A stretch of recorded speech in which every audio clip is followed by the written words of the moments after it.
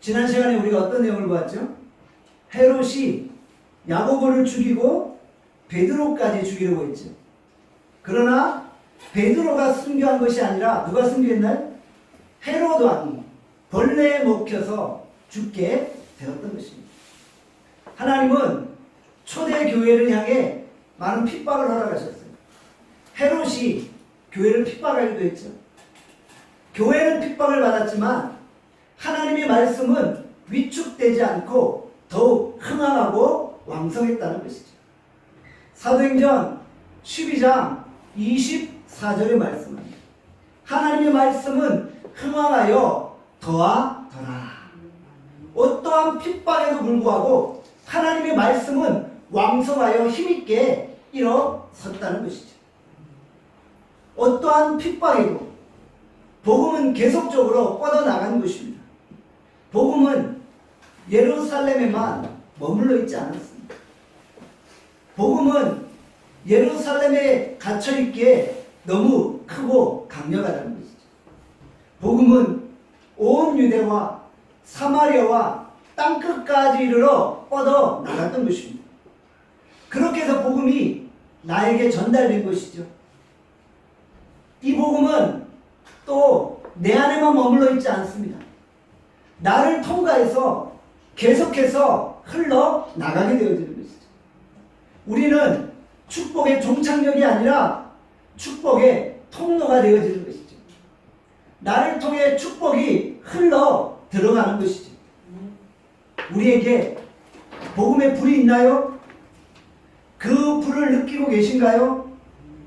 그 불은 우리에게만 머물러 있지 않는 것입니다. 그 불은 내 옆에 있는 사람에게 전달되어지는 거예요. 복음은 엄청난 전염성이 있습니다. 요즘 대한민국을 포함해서 전 세계가 코로나 바이러스로 인하여서 고통당하고 있죠. 이 코로나 바이러스의 엄청난 전염성 때문에 사람들이 두려워하고 있는 거예요. 그냥 코로나 바이러스에 감염된 사람과 10분만 앉아 있어도 쉽게 코로나 바이러스에 감염되어지는 거예요. 저는 믿습니다. 복음은 코로나 바이러스보다 더 강력한 전염성이 있다는 것을. 복음의 불을 가진 자 옆에 앉아 있기만 해도 바로 그 불에 전염되어지는 거예요. 그 불길이 옆으로 번져나가는 거예요. 그 성령의 불길이, 복음의 불길이 걷잡을 수 없도록 퍼져 나가게 되어진다는 것이죠. 복음의 불이 우리 나눔교회 온 성도들에게 번져나가기를 소원합니다. 복음의 불이 나눔교회를 통해 신도림 지역에 퍼져나가기를 소원합니다. 이 복음의 불이 구로구를 넘어서 서울 전역으로 번져나가기를 바랍니다. 주께서 복음의 문을 여시면 닫을 자가 없는 것입니다. 주께서 우리를 통해 전 세계에 복음의 문을 여실 수 있기를 간절히 소원합니다. 아멘. 사도행전 13장에 보면 안디옥 교회가 등장하죠. 안디옥 교회는 어떻게 출발했습니까? 최초의 교회인 예루살렘 교회에 핍박이 있었어요. 스데반 집사가 돌에 맞아 죽게 되었죠. 교회의 분위기가 너무나도 살벌했던 거예요. 이런 분위기 속에서 신앙생활하기 힘드니까 성도들이 사마리아와 베니게와 구브로와 다메섹과 안디옥 등등으로 흩어지게 된 것이죠. 이렇게 흩어진 자들이 안디옥에 모여서 이방 선교의 베이스 캠프였던 안디옥 교회를 세운 것입니다. 우리가 지난번에 이런 내용을 보았죠. 안디옥 교회는 신앙의 자유를 찾아 흩어진 성도들이 세운 피난민 교회였습니다. 무명의 성도들이 중심이 되었고요. 가난하고 힘든 성도들이 중심이 되었던 것이죠. 비록 가난하고 힘든 삶을 살았지만 복음과 선교와 예배에 대한 열정은 참으로 대단했다는 것이죠. 성도들이 가난하고 힘들면 마음도 좁아지기 쉽습니다. 그러나 안디옥 교회 성도들은 넓은 가슴을 소유했고요. 복음의 열정을 소유했고요. 예배와 찬양에 대한 열정을 가지고 있었고요. 세계를 품고 있었다는 것이죠. 안디옥 교회는 세계 선교를 꿈꾸면서 이방인 선교에 올인했던 것입니다. 자신의 눈높이로 바라본 것이 아니라 하나님의 눈높이로 전 세계를 바라보고 있는 것입니다. 사도행전 13장을 보면 세계 선교의 중심이 예루살렘에서 안디옥 교회로 이동하는 것을 보게 됩니다. 하나님은 아브라함 때부터 내려왔던 2000년 전통의 예루살렘 교회를 버리셨던 것, 그리고 몇 년 안 됐던 피난민 교회 안디옥 교회를 통해 글로벌 선교를 이루어 가신 것입니다. 이후로 예루살렘 교회는 큰 영향력을 미치지 못했어요. 존재하긴 했지만 유명무실했던 교회로 전락하고 만 것입니다. 하나님은 예루살렘 교회를 포기하시고 안디옥 교회를 선택하신 것이죠. 저는 이것이 한국 교회를 향해 시사하는 바가 매우 크다고 생각합니다. 예루살렘 교회는 대형 교회였잖아요. 그런데 그들의 생각이 너무나도 편협했다는 거예요. 너무나도 자기중심적이었고 자기의가 강했다는 거예요. 그러니까 정말 하나님이 원하시는 하나님의 뜻을 보지 못했던 것입니다. 하나님은 이미 모든 열방을 향해 나아갈 준비가 되셨는데 대형 교회인 예루살렘 교회는 아직 준비조차 하지 못했던 거예요. 자기의가 너무 강하니까 하나님의 뜻을 보여주셔도 깨달을 수가 없었던 거예요. 하나님이 일하실 공간이 없었던 거예요. 그래서 하나님은 예루살렘 교회는 패스하시고 안디옥 교회를 사용하신 것입니다. 하나님이 사용하시는 교회는 부흥을 얻어가십니다. 하나님이 사용하시는 교회는 힘도 주시고 권세도 주시고 물질도 주시고 일꾼도 붙여주시는 것입니다. 왜냐하면 그래야만 주의를 감당할 수 있기 때문이에요. 그래야만 글로벌 선교를 이룰 수 있기 때문이에요. 예루살렘 교회가 가졌던 선교의 무게중심이 안디옥 교회로 옮겨진 것이죠. 하나님의 행하심은 이처럼 참으로 무섭고 놀랍습니다. 우리는 유럽 교회를 보면서 이 사실을 또한 느낄 수 있습니다. 한때 유럽 교회는 엄청난 폭발적인 붐을 경험했죠. 그러나 유럽 교회의 현주소는 어떠합니까? 영국, 독일, 화란에서 종교개혁을 주도했던 역사적인 교회들이 지금 어떤 모습입니까? 교회마다 텅 비어 있어요. 교회들이 성술집, 옷가게, 관광지로 전락해버린 거예요. 한국교회도 저는 이런 침체기를 맞이하고 있다고 생각합니다. 더욱이 코로나 바이러스 때문에 한국교회의 실체가 여실히 드러나고 있어요. 하나님이 한번 코로나 바이러스를 불어버리시니까 대형 교회들이 다 날아가 버리는 거예요. 그 큰 예배당에 성도들이 한 명도 모이지 않는 거예요. 역사, 전통, 규모, 건물을 자랑했지만 코로나 바이러스가 한번 불어오니까 아무것도 남는 것이 없어져 버리는 거예요. 중요한 것은 무엇입니까? 교회 건물, 교회 규모, 교회의 크기가 아니라 그 교회가 지금 하나님이 원하시는 일을 하고 있느냐입니다. 우리가 폐쇄적인 마음을 가지고 있다면 하나님이 우리를 사용하실 수 없어요. 예루살렘 교회 같이 전통과 역사도 중요하지만 그것만 가지고는 안 되는 거예요. 전통과 역사를 자랑했던 예루살렘 교회는 하나님이 지나쳐 버리셨어요. 세계 선교를 위해 예루살렘 교회를 사용하지 않으신 거예요. 이제 막 개척되어서 얼마 모이지 않는 작은 교회 안디옥 교회를 통해 글로벌 선교를 이루어 내셨다는 것이죠. 하나님은 사용하실 수 없는 교회는 지나쳐 버리십니다. 하나님은 사용할 수 없는 사람은 지나쳐 버리시는 거예요. 저는 하나님이 여러분들을 지나치지 않기를 바랍니다. 우리 한번 따라합시다. 하나님이 비껴가는 사람이 되지 말자. 하나님이 비껴가는 사람이 되지 말자. 교회라고 다 사용하시는 게 아니에요. 오늘 이 시대에 하나님이 사용하지 않는 교회도 있다는 것입니다. 하나님이 비껴가는 교회도 있다는 사실을 명심해야 돼요. 하나님에게 교회는 많아요. 서울에 나눔교회만 있나요? 아니죠. 나눔교회 아니어도 하나님이 사용하실 수 있는 교회는 많다는 거예요.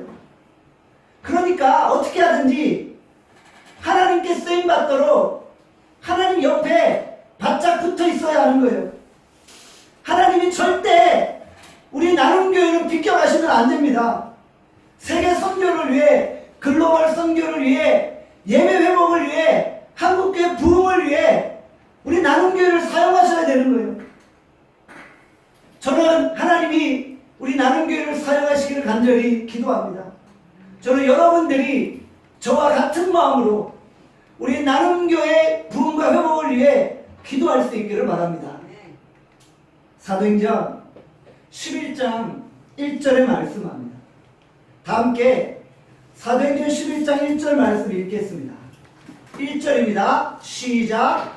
안디옥 교회에 선지자들과 교사들이 있으니 곧 바나바와 니그네라는 시몬과 구레네 사람 루기오와 분봉왕 헤롯의 젖동생 마나행과 및 사울이라.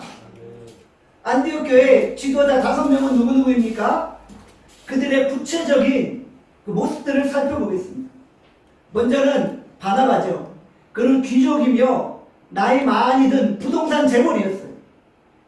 그는 교회 많은 땅을 기증할 정도로 부동산을 많이 가지고 있었던 지주였던 것입니다.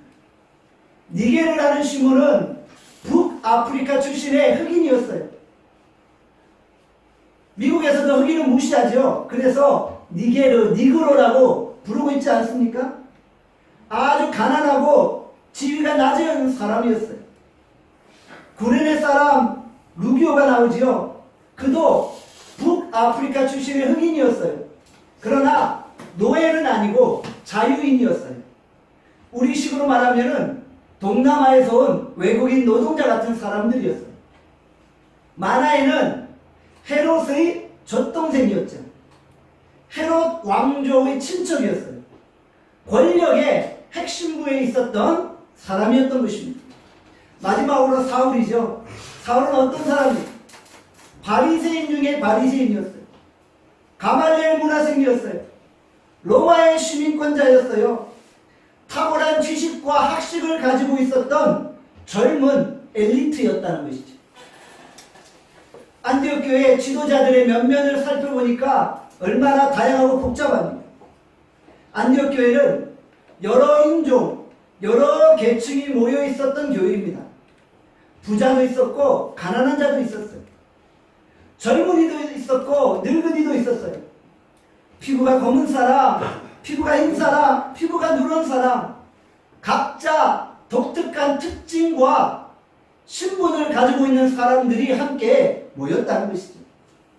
그런데 안디옥 교회는 신분과 여건과 환경을 다 초월해서 십자가 앞에 하나 되었던 것입니다. 안디옥 교회는 성령 아래 하나 되었던 것입니다. 어떻게 안디옥 교회가 하나 될 수 있었을까요? 오늘 본문 사도행전 13장 1절에 보면 안디옥 교회 지도자들 5명이 모두 다 선지자들과 교사이다 라고 말씀하고 있죠. 선지자와 교사들은 하나님의 말씀을 가진 자들입니다. 하나님의 말씀을 가르치는 자들이에요. 하나님의 말씀의 능력으로 교회를 이끄는 자들이었다는 거예요. 정치적으로 서로 싸우고 헐뜯는 교회가 아니라 말씀의 능력으로 나아가는 교회였다는 것이죠. 영적인 리더십들이 전통이나 역사에 치우친 것이 아니라 말씀의 권위 위에 굳건하게 서 있었던 것입니다.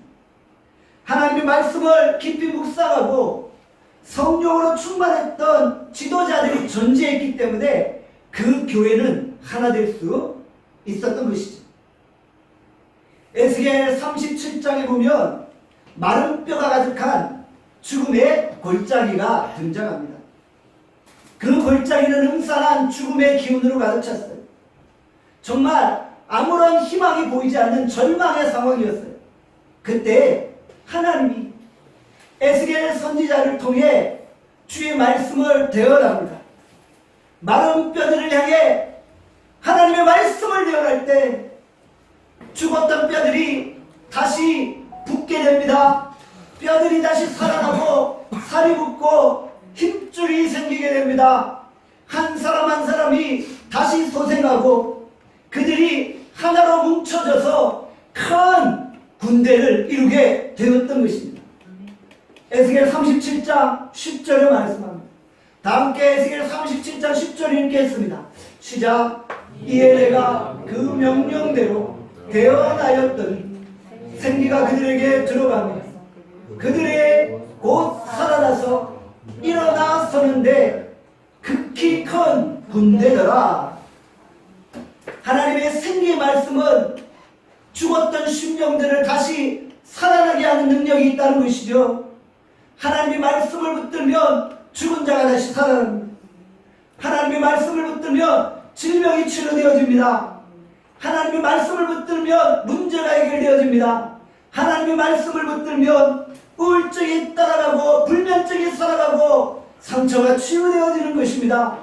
하나님의 말씀이 선포될 때 그 능력의 말씀을 중심으로 모든 심령들 영혼들이 하나를 이루게 되어지는 것입니다. 하나님의 말씀은 흩어진 사람들을 다시 모으는 것입니다. 하나님은 다양성을 녹이시는 분이십니다. 이것이 바로 교회의 영광입니다. 시간이 가면 갈수록 우리 나눔교회도 더욱더 다양한 사람들이 모이게 될 것입니다. 우리는 인간적인 방법으로 하나를 이루려고 노력하지 않을 것입니다. 그냥 예배를 통해 하나님의 말씀이 선포되어지고 뜨거운 찬양이 있고 하나님 앞에 부르짖는 그 간절함이 있을 때 교회는 하나를 이루게 되고 그 교회 안에 하나님의 영광이 머물게 되어지는 것입니다.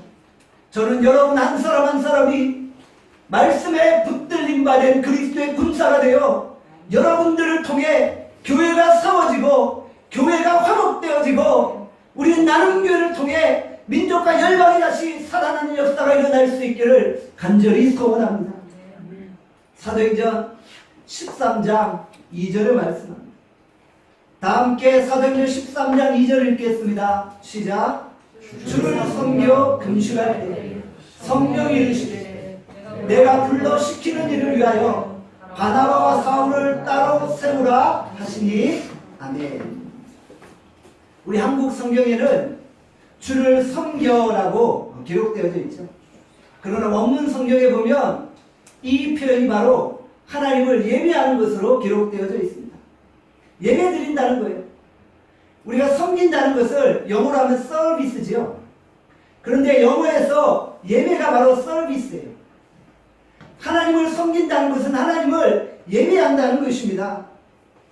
주께 예배 드릴 때 성령께서 말씀하시는 거예요. 우리가 오늘 이 시간 예배 드릴 때 성령께서 우리 나눔교회를 향해 말씀하시는 거예요. 나눔교회를 향해 하나님의 꿈을 보여주시고 하나님의 비전을 보여주시고 하나님의 말씀을 허락하시는 줄 믿습니다. 처음에 안디옥 교회는 선교에 대한 의지가 없었어요. 왜냐하면요, 피난민 교회니까 여러 가지 힘들고 어렵잖아요. 겨우겨우 버텨나가며 생존하는 그런 교회였어요. 그런데 뜨겁게 하나님을 예배하고 나니까 성령의 음성이 들리는 거예요. 지금 그런 모습으로 안주하지 말고 이방인 선교를 감당하라. 그리고 안디옥 교회는 그 성령의 음성에 순종하여 열방을 향해 일어날 수 있었던 것입니다. 그들은 단지 하나님 앞에 예배드릴 뿐이었습니다. 그런데 간절히 예배드릴 때 하나님은 안디옥 교회에게 글로벌 선교의 비전을 주시고 선교의 일꾼도 보내주시고 선교의 능력도 베풀어 주신 것입니다. 사랑하는 여러분, 교회 사역의 출발점은 바로 예배입니다. 항상 예배가 교회의 엔진이 되어줘야 합니다. 예배라는 엔진 때문에 교회 안에 새로운 비전이 생기고 새로운 길로 나아가게 되고 새로운 능력을 얻게 되어주는 것입니다. 예배는 모든 사역의 뿌리이고 나머지 사역은 그 뿌리의 부산물인 것입니다. 교회뿐만 아니라 여러분의 가정도 다시 살아나기 위해 가정 예배가 회복되어져야 될 줄 믿습니다. 여러분의 가정의 예배가 회복되기를 원합니다. 예배만 회복되어지면 여러분의 가정은 놀랍도록 능력 있게 하나님 앞에 쓰임받게 되어질 것입니다. 예배 한 가지만 붙들면 됩니다. 예배에 목숨을 걸면 모든 무너졌던 부분들이 다시 살아나는 것입니다. 여러분 가정이 지금 여러분의 인생이 지금 절망 가운데 있으니까 예배를 회복하심으로 다시 일어날 수 있기를 원합니다. 예배를 통해 모든 인생의 위기를 극복하고 다시 일어날 수 있기를 바랍니다. 창세기 35장에 보니까 야곱이 하몰의 아들들에게 복수를 해서 큰 어려움을 당하게 됩니다. 야곱과 그의 가족은 죽음의 상황에 놓여 있습니다. 그때 야곱이 무엇이라고 고백합니까? 창세기 35장 2절에 말씀합니다. 다 함께 창세기 35장 2절을 읽겠습니다. 시작. 하나님이 야곱에게 이르시되 일어나 베델로 올라가라. 거기 거주하며 내가 내역에서의 낯을 피하여 도망하던 때 내게 나타났던 하나님께 거기서 제단을 쌓으라 하신지라. 아멘. 야곱이 지금 위기의 순간이었어요. 그때 하나님이 야곱에게 제시한 해결책은 무엇입니까? 다시 제단을 쌓아라. 예배를 회복하라. 예배를 회복하면 너는 모든 위기로부터 탈출할 것이다. 우리 인생에 많은 문제가 있지 않습니까? 어떤 분들은 가슴을 치며 통곡하면서 며칠을 보내고 있어요. 하나님이 아니면 해결할 수 없는 산적한 문제들이 있는 거예요. 불치병으로 정말 죽음의 상황에 놓여 있어서 절망 가운데 하나님 앞에 부르짖고 있는 거예요. 야곱은 어디서 그 문제를 풀어냅니까? 바로 예배로부터 자신의 인생의 문제를 풀고 있는 거예요. 내가 거기서 단을 쌓으려 하노라. 하나님께서 거기서 제단을 쌓으라고 말씀하셨고 야곱은 그 말씀에 그대로 순종한 것입니다. 간절히 예배드릴 때 야곱은 모든 위기에서 벗어나게 되었죠. 오히려 야곱을 공격하려고 하는 대적들이 두려워 떨며 도망가는 역사가 일어났던 것입니다. 환난과 위기의 순간 다른 것으로 문제를 풀려고 하지 마시고요. 오직 예배로 푸시기를 바랍니다. 예배 없는 사역은 엔진 없는 자동차와 같아요. 겉모양은 멀쩡해도 오래 지속되지 못하는 거예요. 예배 없는 헌신은 금방 무너지고 마는 거예요. 예배에 은혜가 있으면 어떠한 어려움이 있어도 다 극복해냅니다. 그런데 예배에 은혜가 없으면 조금만 힘들어도 도망쳐버리는 거예요. 예배의 은혜를 경험한 사람은 어떤 위기의 순간에도 흔들리지 않는 거예요. 우리는 누가 뭐래도 예배를 통해 새로운 힘을 공급받고 오뚜기처럼 다시 벌떡벌떡 일어날 수 있기를 간절히 축원합니다. 악한 마귀는 우리가 전심으로 예배드리는 것을 두려워하는 거예요. 왜냐하면 예배에 성령의 능력이 나타나기 때문에. 예배를 통해 성령의 능력을 경험하면 사단 마귀가 두려워 떨 수밖에 없는 거예요. 오늘 우리가 예배를 통해 삶의 모든 문제를 풀어낼 수 있기를 간절히 소원합니다. 사도행전 13장 2절에 보면 또 이렇게 말씀하죠. 주를 섬겨 금식할 때, 주를 섬겨 금식할 때. 안디옥 교회 지도자들은요, 예배드리며 금식하고 있는 거예요. 우리도 때때로 예배드리며 금식할 수 있기를 바랍니다. 구약시대와 달리 신약시대에는 금식이 의무사항은 아니었어요. 그런데도 안디옥 교회 지도자들은 성령의 감동을 따라 금식하고 있는 것입니다. 남들은 맛있는 거 다 먹는데 왜 나 혼자만 쫄쫄 굶어가며 금식하나요? 이렇게 질문하지 마세요. 왜냐하면 금식도 성령께서 시키셔서 하는 거예요. 지금 안디옥 교회에 어떤 영적인 전환점이 필요하기 때문에 성령께서 안디옥 교회 지도자들에게 금식을 하게끔 이끄신 거예요. 그리고 그들은 성령의 음성에 순종하여 금식하며 기도하고 있었던 것입니다. 음식을 안 먹으니까 배고프죠? 배고프니까 마음이 텅 빈 것 같잖아요. 그때 텅 빈 마음의 공간에 예수님을 초대하는 거예요. 그 텅 빈 공간에 예수님이 찾아오시는 거예요. 그 마음속이 예수님으로 충만한 거예요. 안 먹으니까 힘이 없어지고, 힘이 없어지니까 겸손해질 수밖에 없잖아요. 겸손한 가운데 하나님을 의지하니까 성령의 음성이 들리기 시작하는 거예요. 기도하면 독단적인 자기 의지가 아니라 성령의 음성을 듣고 교회를 이끌어갈 수 있는 거예요. 내 결단으로 사람을 설득하려고 하면 너무나 힘들어요. 그런데 성령의 이끌림 바대로 성도들을 인도할 때 참 편하고 쉽다는 것입니다. 내가 억지로 사람들을 설득하려고 하면 안 돼요. 그런데 내가 하나님과 깊은 교제를 나누며 성령의 음성에 민감할 때 저절로 성도들이 목회자와 같은 마음을 품게 되어진다는 것입니다. 우리가 금식하고 있을 때 하나님의 말씀이 임하고 하나님의 사명을 받게 되어지는 것입니다. 그러므로 내가 뭘 해야 될지 잘 모를 때 깊이 기도하며 금식하시길 바랍니다. 하나님의 부르심이 있을 때 즐거운 마음으로 금식하며 기도하는 여러분들 되시길 바랍니다. 사도행전 13장 3절의 말씀합니다. 또 한번 사도행전 13장 3절 말씀 읽겠습니다. 시작. 이에 금식하며 기도하고 두 사람에게 안수하여 보내니라.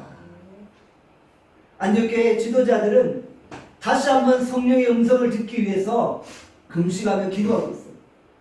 그리고 성령의 음성에 따라 바나바와 사울을 안수하였고요, 선교사로 파송한 것입니다. 선교의 주체는 성령님이십니다. 성령께서 선교를 명하시면 어느 누구도 그 명령에 순종하는 거예요. 안디옥 교회는 원래 글로벌 선교에 관심이 없었는데 제대로 예배드리고 금식하던 중에 영적인 눈이 열린 거예요. 그리고 선교사를 파송하기 시작했던 것입니다. 금식하고 기도하면 누구를 세울지 알게 되어지고요, 무엇을 행해야 될지 알게 되어지는 것입니다. 여기서 우리는 한 가지 질문을 해봅니다. 왜 하필이면 바나바와 사울일까요? 사실 안디옥 교회에서 바나바와 사울의 위치는 매우 중요했다는 것입니다. 다른 사람은 없어도 되는데 바나바와 사울은 안디옥 교회에 꼭 필요한 지도자들이었어요. 바나바 사울은 없으면 안 됐던 그런 존재들이에요. 장기로 치면은 차와 포를 떼고 경기하라는 것과 마찬가지였어요. 그런데 성령의 음성이 들리자 안디옥 교회는 군소리하지 않고 그대로 순종했던 것입니다. 우리가 기도할 때 뭐라고 하나님 앞에 아뢰나요? 주의 뜻대로 하겠습니다. 주의 음성에 순종하겠습니다. 여러분들 정말 그런 각오가 되어 있으신가요? 어떤 분들은 성령의 음성을 듣고도 놓으라고 거절하는 경우가 있다는 거예요. 하나님이 내 인생에 바나바와 사울을 달라고 하면 어떻게 하실 거예요? 우리가 하나님 앞에 헌신할 때 최고의 것을 드리지 못할 때가 있다는 거예요. 내게 있는 모든 것을 아낌없이 드려야 하는데 우리가 하나님께 드리는 것을 주저할 때가 있다는 거예요. 찬송은 아낌없이 드린다고 했지만 실제로 중요한 것은 쏙 빼고 짜투리만 드릴 때가 있다는 것이죠. 안디옥 교회가 바나바와 사울을 드리듯이 우리도 우리의 최고의 것을 하나님 앞에 드릴 수 있기를 바랍니다. 과거에 우리 대한민국에 IMF가 있었죠. IMF 때 많은 실직자들이 발생했어요. 많은 사람들이 회사를 닫게 되고 직장을 잃게 되었어요. 그때 많은 실직자들이 신학교로 몰려들었다고 합니다. 인류대학에 떨어지면 신학교에 가고 그런 일이 있었다고 합니다. 직장에 실직해서 신학교 가는 게 아니에요. 정말 내가 가장 황금기에 하나님 앞에 내 인생을 드리는 것이죠. 직장 잃고 돈 없고 가난해져서 이제 주일 하겠다, 그런 생각은 버려야 하는 것입니다. 하나님은 우리를 위해 최고의 것을 주셨잖아요. 자기의 아들 독생자 예수 그리스도를 우리에게 주셨는데 우리는 쓰다 남은 것을 하나님 앞에 드릴 것입니까? 여러분, 헌신이란 무엇입니까? 내 인생의 최고의 것을 하나님 앞에 드리는 거예요. 우리의 헌신이 진짜인가 가짜인가 하나님은 정확하게 아신다는 거예요. 이제 우리 마음이 달라져야 하는 것입니다. 내 인생의 가장 좋은 것을 하나님 앞에 드릴 수 있기를 바랍니다. 우리의 시간도 마찬가지예요. 내 인생의 황금기에는 다 세상을 위해 써버린 거예요. 이제 다 늙어서 은퇴할 때쯤 되니까 주님 나를 써주시옵소서 이러는 거예요. 이제는 오라는 데도 없고 갈 데도 없으니까 이제 주님 나를 써주시옵소서. 여러분들, 그건 아니라고 생각합니다. 진짜 할 일도 없고 별 일도 없고 집에서 아내가 구박하니까 이제 주일 하겠다고 나서는 것입니까? 저는 여러분들이 내 인생의 가장 황금기를 하나님 앞에 드릴 수 있기를 원합니다. 20대, 30대, 40대 할 일 많고 갈 데 많은 그 시기에 주말과 여름 휴가를 반납하면서까지 전도하고 선교하고 복음 전해하는 것입니다. 내 인생의 가장 중요한 시기 황금기를 하나님 앞에 드릴 수 있기를 바랍니다. 젊은 시절에 주를 위해 헌신하는 거예요. 황금기를 주님 앞에 드리는 거예요. 안디옥 교회처럼 말씀과 금식 기도와 성령과 능력으로 충만하게 하옵소서. 마지막 시대에 민족 복음화와 세계 선교를 우리의 손으로 마무리 짓게 하옵소서. 정말 우리 나눔교회에서 세계적인 복음 전도자 빌리그리암 목사님 같이 뛰어난 목회자가 나올 수 있기를 바랍니다. 우리 나눔교회에서 한국 최고의 부자 이재룡 같은 사람을 전도하는 전도자가 나와야 합니다. 우리 나눔교회가 글로벌 선교와 대한민국 선교의 획을 끊는 사역을 감당할 수 있기를 간절히 소원합니다. 아멘. 기도하겠습니다. 우리 오늘 말씀을 생각하며 기도합시다.